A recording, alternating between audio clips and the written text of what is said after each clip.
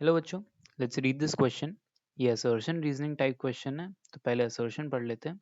Free electrons always keep on moving in a conductor even know magnetic force acts on them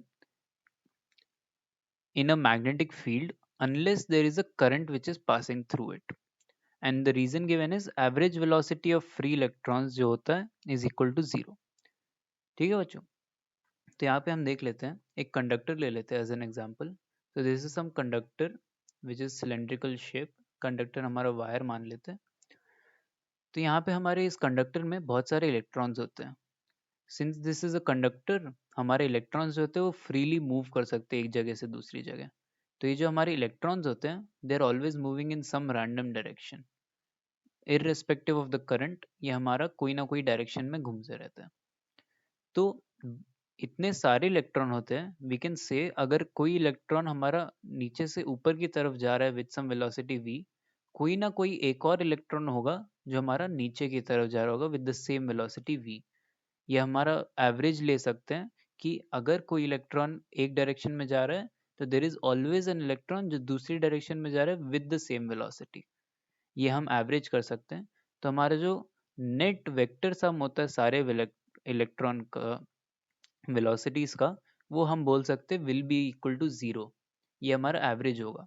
ठीक है, जैसे एक point पे हो सकता है कि कोई ना कोई डायरेक्शन में सब एक साथ जाने लगे, लेकिन एवरेज में जो वेलोसिटीज है वो एड अप टू 0 ही होते हैं।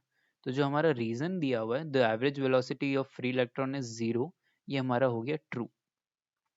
असर्शन में हमें लिखा गया है कि अगर करंट पास नहीं हो रहा है कंडक्टर में से, so there is no force which is acting on the net, there is no net force even if the electrons are moving and there is a magnetic field b। ठीक है, तो हमारा फोर्स का value देख लेते हैं। अब हमें पता है force is equal to Q V cross B. तो अगर हमारा बी जो है लेफ्ट से राइट की तरफ जा रहा है, अब हम यही दो इलेक्ट्रॉन का एग्जांपल ले लेते हैं, एक जो ऊपर जा रहा था और एक नीचे जा रहा था। तो ऊपर जा रहा है उस पर जो हमारा फोर्स होता है that is going to be in the inward direction. तो ये हम इलेक्ट्रॉन 1 ले लेते हैं, ये इलेक्ट्रॉन 2 ले लेते हैं। तो जो F1 है that is going to be going into the plane, और जो F2 है it is going to be coming out of the plane, हमारे तरफ आ रहा होगा।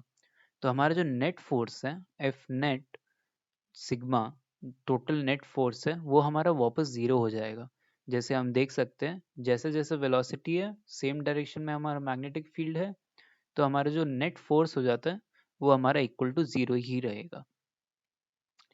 तो that is what the assertion says, that even if there is a magnetic field present, there is going to be no magnetic force unless there is a current present। तो अभी हमारा free electron है, there is no current, तो ये हमारा there is going to be no force। ठीक है, तो ये हमारा ट्रू हो गया। And we also understood that the reason is the correct explanation of the assertion। तो इस ऑप्शन का जो आंसर हो जाता है वो हो जाता है option A. I hope you've understood how I solve this question. Thank you very much.